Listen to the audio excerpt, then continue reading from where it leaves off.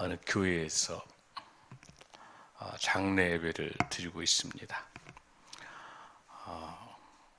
목사님께서 그 고인 되신 분에 대해서 칭찬을 한마디도 하지 않고 교회 다니면서도 얼마나 많은 못된 짓을 한 그 죄악들을 아주 낱낱하게 이야기하는, 듣기가 민망할 정도로. 장례식인데 꽃 몇 송 입고 난 다음에, 그러고 난 다음에 이제 목사님 설교가 끝난 다음에 이제 다 앞으로 나보라 한 거예요. 이제 마지막 이제 환송을 해야 되잖아요. 그래서 그곳에 딱 보니까 시신이 없어요. 큰 거울이 있는 그 거울.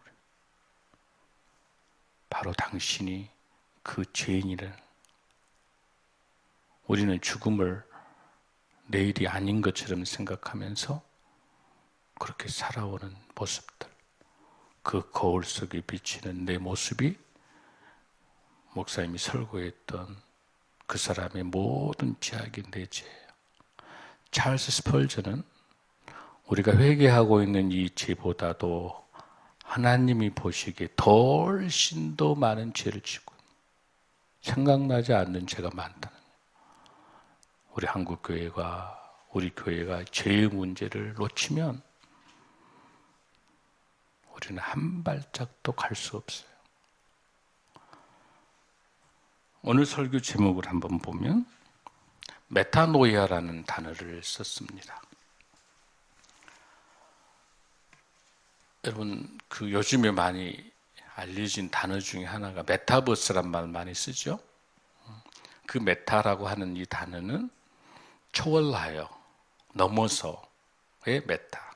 그리고 버스라고 하는 단어는 유니버스라고 하는 우주. 그러니까 우주를 넘어간 3차원 이상의 가상현실 이상에서 팬데믹 때문에 훨씬 메타버스가 가까이 왔죠. 즉 사회 문화로 아주 강력한 영향을 미치는 거예요. 어느 편의점이 메타버스로 해서 지금 시작을 했더라고요. 그 메타와 같은 메타예요. 근데 이 메타는 여러 뜻이 있는데 뒤로 변화하여, 그런 메타. 그 다음에 노이아라고 하는 이 단어는 마음이에요. 마음을 뒤로, 마음이 변화하여. 그래서 마음을 돌리다, 회개, 회심. 그 단어가 메타노이아예요. 메타버스만 알지 말고 메타노이아라는 단어를 꼭 기억했으면 좋겠습니다. 메타노이아, 회개와 회심에 대한 것. 이거는 완전히 심적인 완전한 변함, 새로운 삶으로 된 변함. 이러한 것을 메타노이아라고 우리가 이야기를 하고 있습니다. 이 헬라어는 신약에서 34번 나와요. 공간복음에서 나오고 사도행전도 나오고 요한계시록도 나오고 고린도서도 나오고, 그다음에 구약에서는 번역되어 있는 헬라어로 번역된 70인역에서 22번이나 나와요. 이 회개라고 하는 이 단어는 하나님께서 나와 함께 즐거움의 잔치에 와라라고 하는 교제의 초대장일 수 있어요. 회개가 두렵고 떨리는 것만 있는 게 아니라 하나님의 사랑의 교제로 깊게 갈 수 있는 초대다라고 여러분이 볼 수 있어요. 그러면 여기서 동시에 같이 기억해야 될 단어가 하나 있는데 하마르티아라는 단어를 또 기억해야 돼요. 이 하마르티아라는 단어는 죄라는 말이 죄. 이 하마르티아는 무슨 뜻이냐면, 여러분 우리 양궁에서 이번에 우리가 일본 올림픽에서 엄청 성적 좋았죠? 그 양궁에 있는 관역이죠. 관역에서 벗어나다라는 것이 하마르티아 죄예요. 그 관역 가운데 10점 만점이 누구예요? 예수 그리스도예요. 우리 주님이 계시는데 점점점 9점, 8점, 7점 낙. 그래도 1점 맞으면 다행이죠. 저기 열심히 쌓았는데 저기 낙으로 떨어지는 거, 이게 하마르티아. 그래서 그 하마르티아, 저기 관역을 벗어난 그곳에서 죄가 없는 청결한 신실한 그 마음으로 돌아와서 관역 10점 만점에 계시는 예수 그리스도에 오는 게 이게 메타노예요. 이게 회개고 이게 회심인 거예요, 여러분들. 그래서 이 회개는 두 가지 회개가 있어요. 율법적인 회개가 있고 복음적인 회개가 있는데, 율법적인 회개는 뭐냐면 말씀을 듣고 나의 죄를 깨닫는 게 율법적인 회개예요. 복음적인 회개는 뭐냐면 거기서 멈추는 게 아니라 삶에서 변화까지 가는 거, 그게 복음적인 회개예요. 그래서 회개가 완성하기 위해서는 율법적인 말씀에 대한 회개하고 삶의 변화까지 가는 거. 메타노이아라는 단어는 무슨 뜻이냐면은 말씀을 통해서 나의 죄를 비추고 다시 우리 하나님께서 원하시는 그 청결한 삶, 죄 없는 그 삶 속에서 주님과 함께 삶에서 변화되는 것을 우리가 복음적인 회개다, 이렇게 말할 수 있는 거야. 그럼 여러분들이 여기서 궁금한 거는 뭐냐면 죄가 뭘까? 우리가 회개한다라고 이야기 많이 하는데 죄라고 하는 것이 뭘까? 여러분들이 정확하게 인식해야 돼요. 도덕적으로 죄가 있죠. 윤리적으로도 죄가 있죠. 죄 맞아요. 그러나 성경에서 말하는 죄는 그 죄가 아니에요. 정확하게 아까 하마르티아서 이야기한 것처럼 하나님의 내 인생의 중심에 계시지 않고 나의 욕망을 위해서 하나님보다 더 중요한 것을 가지고 있는 게 죄예요. 하나님이 계시지 않는 게 성경적인 죄예요. 하나님이 계시지 않기 때문에 당연히 윤리적과 도덕적으로도 죄가 있을 수밖에 없죠.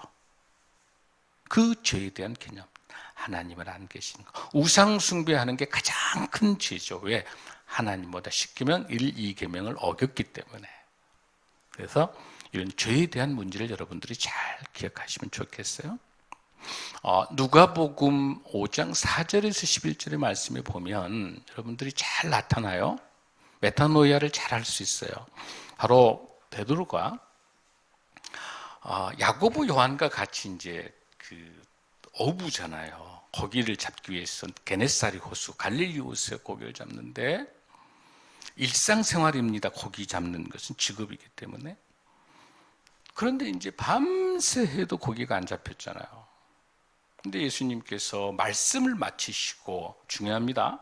말씀을 마치시면서 그 배에 배가 두 척이 있는데 그 중에 베드로의 배를 딱 택하셔서, 왜냐하면 이 밀도가 있기 때문에 바닷가 저쪽에서 이쪽을 향해서 설교가 메시지가 잘 전달되는 그 장소에 이제 배를 두고 난 다음에 베드로에게 그랬지. 저쪽으로 가서 그물을 던져라. 그런데 여러분들, 예수님이 더 어부의 명수예요? 베드로가 더 명수예요? 베드로가 더 어부로서는 베테랑이잖아요. 그런데 의심이 있을 수 있잖아요. 예수님께서 밤새 했는데, 여러분 왜 밤새 고기를 잡냐면 이스라엘 그 갈릴리 지역은 낮에 굉장히 덥기 때문에 고기가 저기 밑으로 들어가 버려요. 낮에는. 그러니까 밤에만 스멀스멀 이제 고기가 올라와요. 그러니까 거의 저녁 때부터 낚시를 하고 고기를 잡는다. 그러니까 밤샘에도 그건 뭐냐면 이 고기 분야의 전문가, 이 어부의 전문가인 베드로 입장에서는 예수님께서 저쪽 가서 그물을 던져라 하니까 믿을 수가 없지만은 말씀에 의지하여, 말씀에 순종하여 그물을 던지니까 이 하나도 부족해서 두 배를 가득 채울 정도로 그렇게 주면서 예수님께서 뭐라고 말을 하죠? 거기서 그랬더니 바로 누가복음 5장의 8절로 베드로는 고백합니다. 한번 보겠습니다. 시작. 시몬 베드로가 이를 보고 예수의 무릎 아래에 엎드려 주여 나를 떠나소서 나는 죄인일소이다. 바로 고백하는 거예요. 여기서는 뭐를 말하냐? 베드로의 우리 하나님 예수님의 거룩하심, 우리 예수님의 신성을 보고 외형의 고백이 아니라 내면 깊은 곳에서 고백하는 베드로의 고백인 거예요. 이게 메타노야예요. 마음을 돌려내는 거예요. 그 전에 우리 예수님을 인정하지 않고 있다가 처음에 선생님이라고 불렀다가 나중에 주여 바꿔집니다. 회심하게 되는 거예요. 회개하는 거예요. 거기서 우리 예수님을 인격적으로 베드로가 만납니다. 그랬더니 거기서 끝나는 게 아니라 어떻게 변화를 줍니까? 너는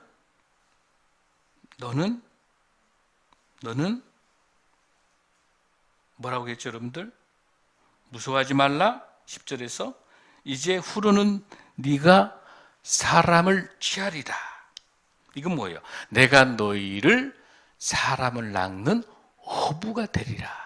할렐루야. 그러고 난 다음에 베드로와 야고보 요한은 배를 두고 떠난단 말이에요. 지금 뭡니까? 회심이라고 하는 거, 메타노이아라고 하는 회개라고 하는 거는 깨달음을 가졌으면 삶의 현장에서 변화가 돼야 되는 거예요. 삶으로 가야 그게 메타노이아, 그게 회개고 그게 회심인 거예요. 할렐루야. 주여 교회에서 기도하면서 부흥회할 때 그때 뭐 눈물 콧물 다 흘리고 하고 난 다음에 일주일도 안 가요. 작심 3일도 안 가요. 그거는 진정한 메타노이아가 아니다는 거죠.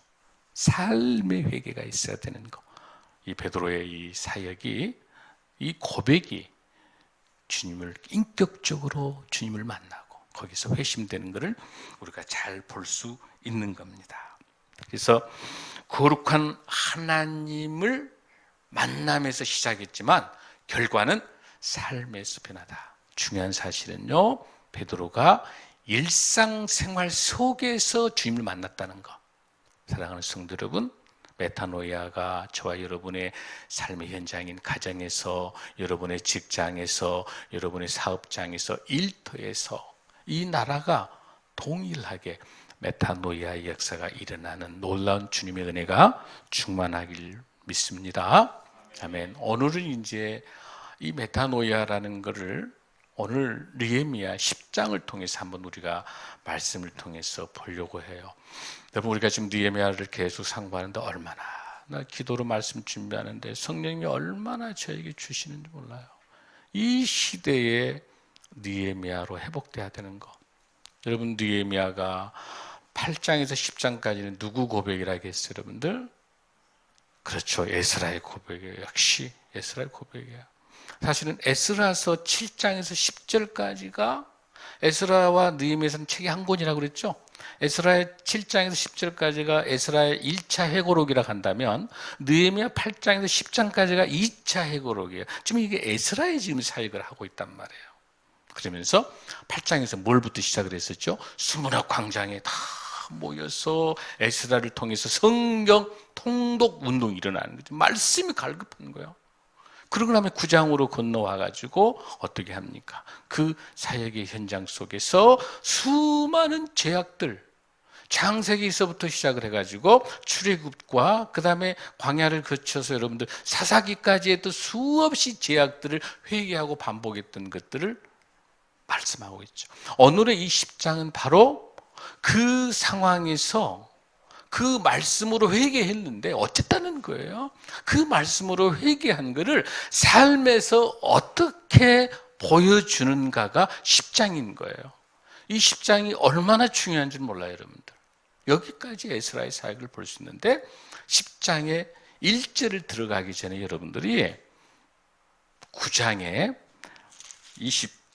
38절을 한번 보겠습니다. 시작.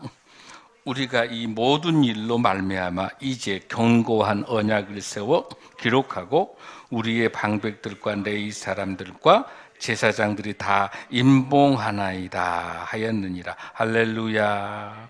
여기서 임봉이라는 이 핫함이라는 단어는 엄밀히 보면은 사인하다의 뜻으로 볼 수 있어요. 그러니까 무슨 뜻이냐면 내가 이렇게 말씀대로 살았는데 그 말씀대로 살지 못했던 것들에 대해서 9장에서 회개했었잖아요. 회개했는데 10장부터 와가지고는 내가 앞으로 그렇게 살지 않고 하나님, 이제는 제가 말씀대로 메타노이아한 대로 내 삶의 변화된 삶을 살겠습니다라고 딱 사인하는 거예요. 그게 지금 마지막에 9절에 38절에 있는 거죠. 그러고 난 다음에 오늘 우리가 이제 본문 들어가는 10장 1절 2절 한번 보겠습니다. 자, 읽습니다. 1절 시작. 그 임봉한 자는 하가라의 아들 총독 느헤미야와 시드기야. 아멘. 거기 뭐라고? 그 임봉한 자, 그 말씀대로 살겠다라고 사인한 사람들을 제일 먼저 등장하고 있는 사람이 여기서 누구예요, 여러분들? 느헤미야. 여러분, 느헤미야. 제일 먼저 지금 현재 이 사역이 에스라의 사역인데 느헤미야도 동역하고 있는 거예요. 가장 먼저 쓰고 있는 사람의 이름이 여러분들 여기 누구라고 하는 걸 기억해야 돼요, 여러분들. 느헤미야라고 하는 이 사실을 여러분들이 굉장히 중요하게 봐야 돼. 아프가니스탄 떠나면서 여러분들 바이든 대통령의 서명에 의해 가지고 8월 30일 날 자정까지 떠나게 돼 있단 말이에요. 8월 30일 날 23시 59분에 1분을 앞두고 한 상사의 야간 투시경 속에 잡힌 사람이 하나 있었어. 미군 81 공수사단 투스타 사단장 크리스 도나유입니다. 자, 제군들 이상 없구나. 가장 마지막에 비행기가 수송기가 이륙가 자 뜨자. 플러스 더 포스라는 단어를 쓰면서 마지막 하면서 그 마지막 비행기를 탔던 사람이 누구예요, 여러분들? 사단장, 최고의 투스타가 마지막. 그 좌우에는 호위병도 없습니다. 부관도 없습니다. 권총도 아닙니다. 거기에 뭘 갖고 있습니까? 소총. M4 카빈 소총 하나 차고 마지막입니다. 이게 지도자입니다. 우리 세월호 때 봤잖아요. 아니 멀리 갈 곳도 없어요. 지난 얼마 전에 법무부 차관 사진 봤어요, 여러분들? 그 직원이 무릎 꿇고 우산 든 거 봤어요, 여러분들? 이게 우리 한국의 정치와 행정의 모습이에요. 그 이후로 대선 후보들이 우산 받쳐준다고 하니까 자기가 다 들기 시작하더라고. 지도자의 모습이에요. 여기 느헤미야가 제일 먼저 이름을 썼어요. 이게 지도자예요. 그리고 난 다음에 시드기야 이름이 있잖아요. 그 다음에 2절 한번 읽습니다. 시작. 스라야, 아사랴, 에레미야. 할렐루야. 할렐루야. 여기서 여러분들 누가 안 보여요, 지금? 에스라가 안 보이죠? 바로 에스라가, 스라야가 에스라의 아버지예요. 이거는 집안의 가문의 대표가 서명을 한 거예요. 여기서 10장 1절부터 27절까지가 아주 중요한 이름들이 나오고 있는데 제일 먼저 2절부터 8절까지는 제사장 이름이 나와요. 21명의 제사장 이름이 나옵니다. 그 다음에 9절부터 13절까지는요 바로 레위 사람 17명의 이름이 나오고 있어요. 더 놀라운 것은 이 레위 사람들은 여러분 느헤미야 8장에 나왔던 8장 7절에 나왔던 느헤미야의 8장 7절에 나왔던 사람들 어떤 사람들이죠? 그 수문학 광장에 다 모였을 때 성경을 율법을 해석해 준 사람이 있죠. 그 사람이 똑같은 6명이 나와요. 여기 이름에. 뿐만 아니에요. 9장 4절 5절에 나온 사람은 어떤 사람이냐면 나는 말씀대로 살겠습니다라고 하면서 찬양하고 기도했던 그 레위 사람 그 6명이 똑같이 17명이 나와요. 할렐루야. 이 지도자들이 삶의 현장에서 예배가 회복되고 있는. 그리고 부흥이 뭐예요? 가장 먼저 말씀이 회복되고 예배가 회복되는 거예요. 할렐루야. 그리고 그 중심에는 말씀이 있는 거예요. 그게 지금 이 본문에 나타나는 17명 중에 나타나고 있어요. 그 다음에 14절에서 27절까지가 44명이 등장하는데 여기는 그 현장에 있는 지도자들이에요. 전부 자기 이름을 사인을 다 자기 한 거예요. 바로 전체 인원이 몇 명이요? 84명의 지도자들이 이름 하나하나를 다 기록하고 있어요. 사랑하는 성도 여러분, 저와 여러분도 하나님 나라의 생명책에 기록되는 저와 여러분이 될 줄로 믿습니다. 아멘. 하나님께서는 이름을 정확하게 다 기억하고 계세요. 하나님의 사람들을 기억합니다. 자, 28절 말씀을 우리가 한번 읽습니다. 시작. 그 남은 백성과 제사장들과 레위 사람들과 문지기들과 노래하는 자들과 느디님 사람들과 및 이방 사람과 절교하고 하나님의 사람 그들의 자녀들 곧 지식과 청명이 있는 자들은 할렐루야. 아멘. 여러분, 여기에서 등장하고 있는 게 백성과 제사장과 레위 사람들, 문지기 노래하는 자 느디딤이라는 사람 또 나오죠. 누구죠, 여러분들? 바로 끌려왔었던 이방 사람 중에서 성전을 위해서 레위 사람들을 도와주기 위해서 장작을 패고 물을 깁는 사람, 보잘것없는 하찮은 사람이지만 끝까지 성경 기자는 함께 데리고 가고 있어요. 여러분, 얼마나 중요한지 몰라요. 그러니까 다 하나하나 다 중요하다는 거야. 각 주위에 있는 사람들 다 중요하다는 거야. 자, 그러면서 29절을 우리가 한번 읽습니다. 시작.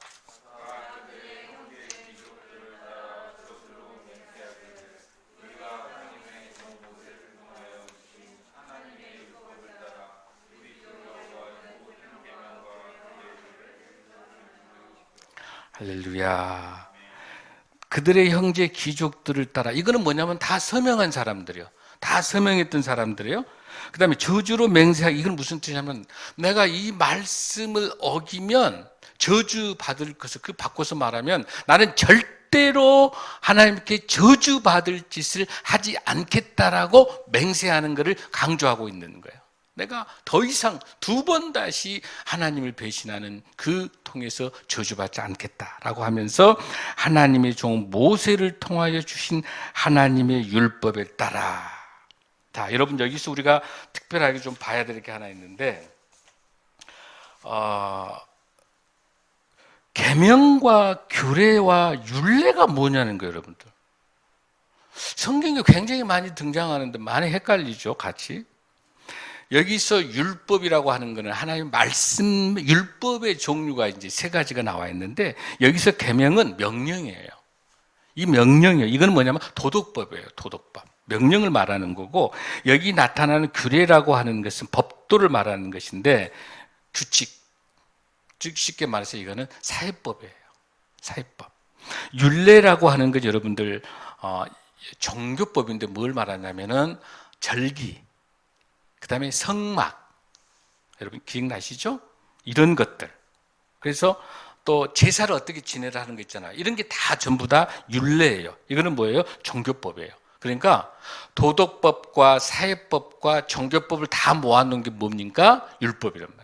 그 율법을 실질적으로 삶의 현장에서 어떻게 쓰느냐에 따라서 계명일 수도 있고 규례일 수도 있고 율례가 될 수 있는 거예요. 다 공통점이라고 하는 것들이죠. 그런 것들을 지켜 행한다는 거예요. 그래서 사인한 거예요. 그래서 사인한 거죠. 그걸 약속한 거예요. 그럼 구체적으로 어떻게 지켜갈 것인가라고 하는 것도 우리가 볼 수 있습니다. 자, 우리 30절을 먼저 읽습니다. 시작. 이 땅 백성에게 주지 아니하고 우리의 아들들을 위해서. 할렐루야. 자, 제일 먼저 나와 있는 거는 첫 번째, 지금 여기서 서약과 맹세를 6가지를 해요. 이제 말씀대로 살겠다고 이제 서약하고 맹세하는 것이 6가지인데, 제일 먼저 이방인하고 혼인하지 않겠다라고 하는 겁니다.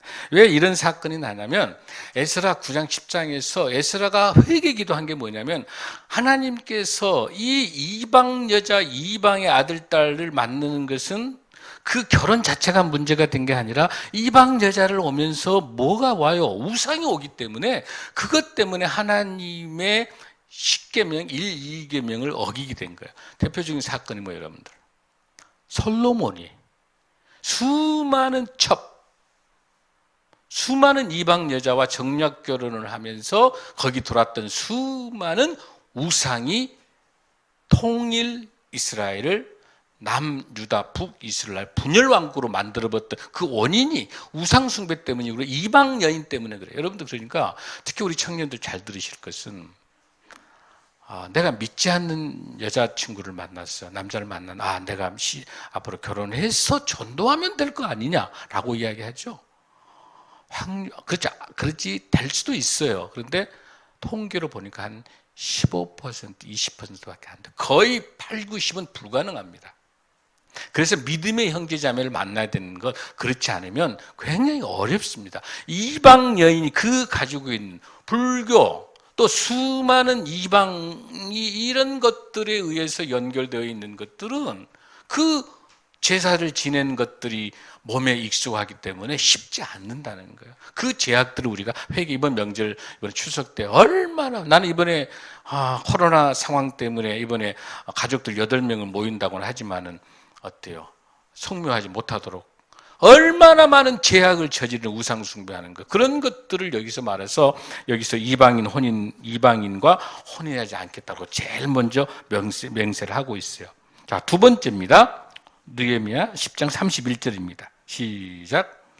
혹시 이 백성들이 안식일에 물품이나 온갖 곡물을 가져다가 팔려고 할지라도 우리가 안식일이나 성일에는 그들에게서 사지 않겠고 일곱째 해마다 땅을 쉬게 하고 모든 빚을 탕감하리라 하였고 할렐루야. 제사장 나라의 절기인 안식일과 성일과 안식년을 지킨다고 하는 거예요. 이건 여러분들 레위기 25장 2절 7절에도 있는 것처럼 여호와께서 시내산에서 모세에게 주신 말씀이면서 안식일을 지키라고 하는 거예요. 십계명 주셨잖아요. 안식일 지켜라. 그래서 땅의 안식일 6년간 경작을 하고 난 다음에 1년을 쉬게 해서 그 수장절 다음에 가을까지 1년간 쉬게 해서 그 땅 토지를 살려내는 걸 말이에요.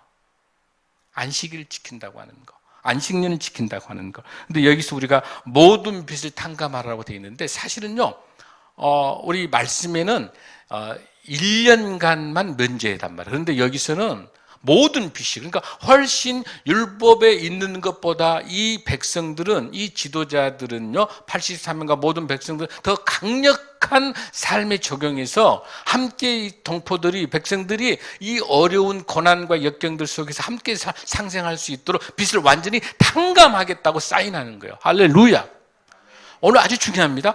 우리 율법에 십계명에 정해져 있는 것만이 아니라 최소한 그건 지켜야 되겠지만 그 이상으로 우리 삶의 현장에서 고와 가부와 나그네와 우리가 하고 있는 쪽방촌 덕거리 섬기는 일들은 하나님이 주신 말씀보다 더 많이, 더 넓게, 더 깊게 섬기는 것이 오늘 이 본문에서 주고 있는 놀라운 믿음의 신앙의 선배들의 사인했던 서약과 맹세인 줄로 믿습니다. 이 사인과 맹세가 저와 여러분의 맹세가 될 줄로 믿습니다. 자, 32절입니다. 32절 우리 한번 읽습니다. 32절, 33절 시작. 해마다 각기 세겔의 3분의 1을 수납하여 하나님의 전을 위하여 쓰게 하되 곧 진설병과 항상 드리는 소제와 항상 드리는 번제와 안식일과 초하루와 정한 절기에 쓸 것과 성물과 이스라엘을 위하는 속죄제와 우리 하나님의 전에 모든 일에 의하여 쓰게 하였고 할렐루야. 성전세를 납부하겠다는 거예요. 그 무너져 있는 성전이 회복되고 성벽이 회복되고 그리고 난 다음에 에스라를 통해서 하나님의 말씀으로 말씀의 개혁이 이루어지고 난 다음에 자, 누가 돈을 내서 성전에, 거기 성전에 누가 있어요? 제사장과 레위가 이 일을 하는데 이분들은 월급이 없잖아요. 돈이 없어요. 경작지 땅도 없는 거잖아요. 누가 해요? 성전세를 내겠다는 거예요. 그렇게 해서 이 성전에 섬기는 제사장과 레위가 돈 걱정하지, 돈이 안 되고 먹고 사는 문제 해결이 안 되니까 다 도망간 거예요. 그러니까 성전이 텅텅 비게 되는 거고 성벽이 해파됐다. 다시 성전이 지어지고 성벽이 회복돼서 150년 무너진 것이 52일 만에 회복되고 난 다음에 거기 누가 있어줘야, 제사장이 있어야 되고 레위가 있어야 돼요. 그러면 뭐가 돼요? 성전세를 내야 되는데 원래 성전세는요 원로 성전세는 반세겔이었습니다. 원래 반세겔이었는데 워낙 이 당시에 회파되고 어렵고 그러니까 줄여가지고 3분의 1로 줄였던 거예요. 그러다가 신약시대 예수님 시대에 와서 다시 성전세가 반세겔로 다시 회복이 돼요. 원래 반세겔. 참 난 놀라운 게 뭐냐면 얼마나 이 디테일이에요. 디테일. 아주 세심한 하나님의 사람에 하나님께서 이 세심한 성령님께서 주셔서 어렵고 힘드니까 반세겔 내기가 어려우니까 3분의 1 세겔이라도 내서 성전세 내서 하나님의 성전을 지키려고 하는 것. 그래서 교회에 헌금하는 게 얼마나 귀한지 몰라요. 그걸 통해서 이 교회가 성전이 하나님의 사역이 가능하도록 여러분이 힘들고 어려운 가운데 이렇게 헌금해 주시고 이런 모든 것이 구제와 영혼 구원을 위해서 귀하게 선교에 쓰임받고 있는 줄로 믿습니다. 자, 네 번째 중요한 약속이 뭡니까? 34절입니다. 읽습니다. 시작. 우리 제사장들과 레위 사람들과 백성들이 제비보와 각기 종족도로 해마다 정한 시기의 나무를 우리 하나님 전에 바쳐 율법에 기록한 대로 우리 하나님 여호와의 제단에 사르게 하고. 할렐루야. 제사를 예루살렘 성벽을 회복할 때 가장 먼저 회복한 게 뭐였죠, 여러분들? 양문이었죠. 그 양문이 뭐예요? 제사장이 있는 그곳에 제사, 어린 양을 잡아서 그곳에 제사를 지내야 되기 때문에 뭐가 필요해요, 여러분들? 나무, 화목, 나무가 필요하잖아요. 그러니까 그 나무마저도 제비뽑기 해가지고 각 종족도로 한 사람이 다 한 게, 제사장도 여기서 맡았어. 제사장도 외가 아니야. 제사장 포함해서 모든 사람들이 다 나서서 나무를 다 해가지고 와서 어디다가 성전에다 갖다 줘서 무엇을 제사 지낼 수 있도록, 제단에 불을 뗄 수 있도록. 할렐루야. 우리 사랑하는 성도 여러분의 이 보이지 않는 청소하고 보이지 않는 작은 하나하나가 다 여러분들이 나무 갖다가 교회에다가 제사 지낼 수 있도록, 신약시대 예배 드릴 수 있도록 여러분의 섬김과 여러분의 봉사가 하나하나가 다 여러분의 헌신된 나무인 줄로 믿습니다. 자, 35절입니다. 다섯 번째 맹세입니다. 35절 36절 시작. 해마다 우리 토지 소산의 만물과 각종 과목의 첫 열매를 여호와의 전에 드리기로 하였고, 또 우리의 36절 소와 양의 처음 난 것을 율법에 기록된 대로 우리 하나님의 전으로 가져다가 우리 하나님의 전에서 섬기는 제사장에게 주고. 할렐루야. 모든 것의 주인이 하나님임을 인정하는 것, 가장 첫 번째 것, 매년 첫 열매와 가축의 처음 난 것, 이 모든 것의 주인이 하나님인 걸 가지고 하나님이 드리. 그래서 여러분들 보면은 우리 많은 우리 성도들 중에서 첫 월급을 우리 주원이가 첫 월급 받으면 제일 먼저 하나님께 드린다고 그랬죠. 이게 그거예요. 할렐루야. 우리 민욱이도 그랬죠. 아르바이트 했었는데 첫 월급을 하나님께 올렸단 말이에요. 민혁이도 그랬잖아요. 여러분들 다 뿐만 아니라 우리 모두 다가 가장 먼저 첫 열매를 하나님께 올려드리는 거, 이 놀라운 은혜가 하나님께서 얼마나 기뻐하시고, 그건 뭐냐면 액수의 과다가 아니라 이 물질의 주인이 누구 것? 하나님의 것을 인정한다는 사실. 할렐루야. 그래서 여기 나타나는 다섯 번째 맹세는 가축의 처음 난 것, 첫 열매를 여호와 전에 드리기로 하겠다. 그래서 제가 우리 전원재 권사님 들었어요. 우리 현태가 하나님에게 들어서 첫 월급, 그 다음에 회사 개업에서 첫 월급을 하나님께 드렸단 말을 들었어요. 그렇죠, 권사님? 할렐루야. 그러니까 지금 얼마나 하나님이 축복하고 계신지 몰라요. 아멘. 자, 이제 가장 중요한 여섯 번째 맹세입니다. 37절 시작. 좀 익밀의 가루와 거짓물과 각종 과목의 열매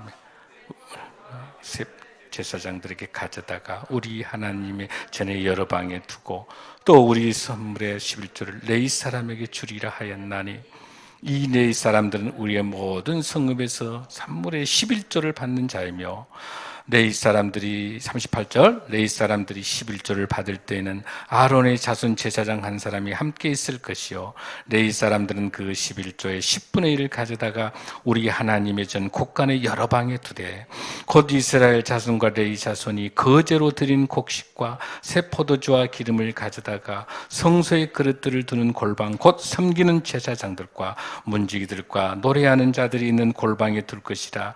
그리하여 우리가 우리 하나님의 전을 버려두지 아니하리라. 여러분, 하나님의 전을 버려두지 아니하리라. 할렐루야.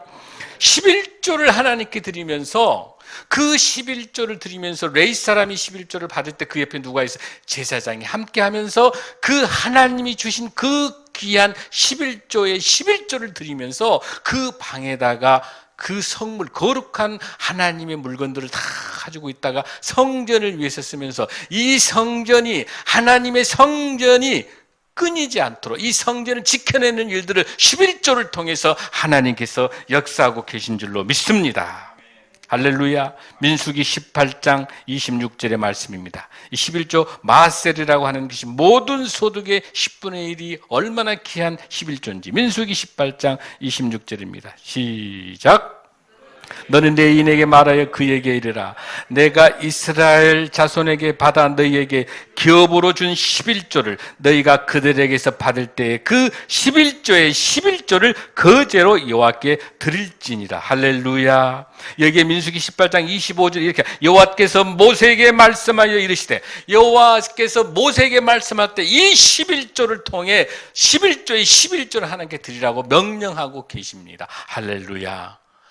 이 11조를 통해서 하나님의 성전이 성전세만 가지고 운영될 수가 없는 10의 1조를 통해서 하나님의 성전을 세우면서 더 놀라운 것은 이 성전을 섬기는 사람들을 부양하는 것만 아니라 레위와 제사장을 포함한 이 성전을 섬기는 성전의 사람들만을 위한 게 아니라 동시에 그것이 그 11조와 성전세를 통해서 그걸 뭐 합니까? 그것이 동시에 성전을 통해 하나님께 영광을 올려드리는 일이 동시에 이루어지는, 그걸 통해서 뭡니까? 하나님의 전을 버려두지 아니라 150년 동안 버려뒀던 것을 어때요? 버려두지 않겠다라고 약속하는 거예요.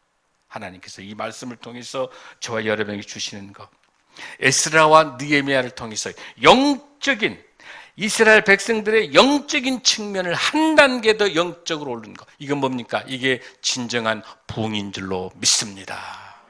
오직 말씀을 통해서 삶의 현장에서 메타노이아를 통해서 말씀을 통해 그 죄를 깨우쳤으면 더 이상 죄의 자유에서 속박에서 벗어나서 자유하여 삶의 예배자로 회복될 수 있는 놀라운 주님의 그 은혜가 복음적 회개까지 삶에서까지 변화되는 것까지 가는 게 메타노이아의 하나님의 은혜인 줄로 믿습니다. 이 은혜가 저와 여러분에게 우리 한국교회에 충만하여 이 어려운 시기 속에서도 은혜가 충만한 승리하는 저와 여러분 될 줄로 믿습니다. 여러분 나눠드린 기도문을 읽고 예배를 마치겠습니다. 우리 같이 읽습니다. 우리 회개 기도문. 하나님의 형상대로 저희를 창조하시고 예수님의 십자가 보혈로 저희를 구원하시고 성령님의 인도하심으로 예배를 드리게 하신 성부, 성자, 성령 삼위일체 하나님께 감사와 찬송과 영광을 올려드립니다. 지금 이 시간 하나님의 창조 질서를 무너뜨린 인류의 잘못과 하나님보다 우상을 더 섬겼던 저희 조상들의 잘못과 말씀대로 살지 못한 저희 개인의 잘못을 회개합니다.